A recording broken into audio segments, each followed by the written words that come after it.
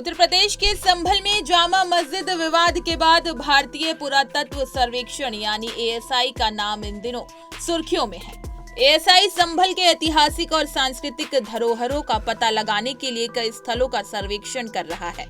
ASI की team ने यहां 5 तीर्थों और 19 कुओं का सर्वे किया था।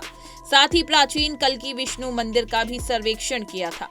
इस देश में इस तरह के सर्वे पहली बार नहीं किए जा रहे हैं। इससे पहले अयोध्या में और वाराणसी में ज्ञानवापी मस्जिद के भी इसी तरह से सर्वे हो चुके हैं।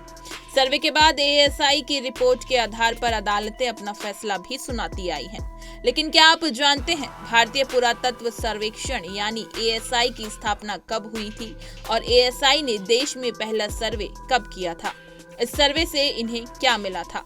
भारतीय पुरातत्व सर्वेक्षण का इतिहास देश की आजादी से भी पुराना है। आजादी से लगभग 8 दशक पहले 1861 में इसकी स्थापना की गई थी। ब्रिटिश इंडिया में अलेक्जेंडर कनिंघम इसके पहले महानिदेशक बने थे। हालांकि 1865 से 1871 के बीच धन की कमी के कारण सर्वेक्षण को निलंबित कर दिया गया था, जिसके बाद भारत के तत्कालीन वायसराय लॉर्ड लॉरेंस ने इसे बहाल किया था। इसके बाद कनिंघम को एक बार फिर एएसआई का महानिदेशक नियुक्त किया गया, जिन्हें 1885 तक काम किया। उनके सेवानिवृत्त होने के बाद जेम्स बर्गेश एएसआई के दूसरे महानिदेशक बने।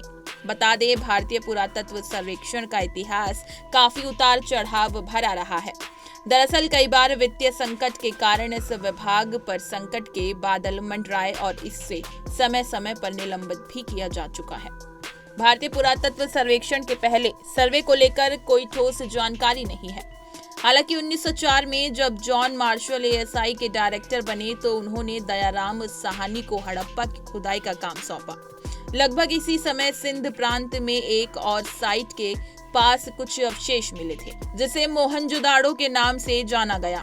इन दोनों साइट के सर्वेक्षण के बाद 1921 में हड़प्पा और मोहनजोदाड़ो में सिंधु घाटी सभ्यता की खोज की गई थी। बता दें, जॉन मार्शल के कार्यकाल में ही 1913 में तक्षशिला की भी खुदाई शुरू हुई थी, जो करीब 21 साल तक चली। देश की आजादी के समय ब्रिटिश सैन्य अधिकारी और पुरातत्वविद मॉर्टिमर व्हीलर एएसआई के महानिदेशक थे।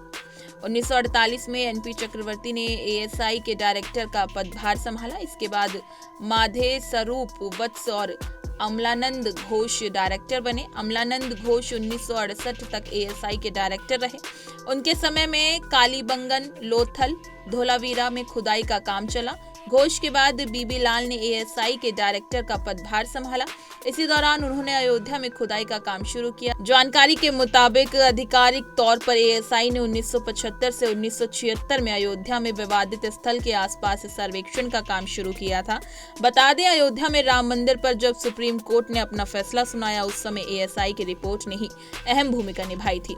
एएसआई ने ही अपनी रिपोर्ट में कहा था कि विवादित मस्जिद खाली जमीन पर नहीं बनाई गई थी। इसी तरह की तमाम खबरें और लेटेस्ट अपडेट्स के लिए बने रहिए हमारे साथ और देखते रहिए punjabkesari.com।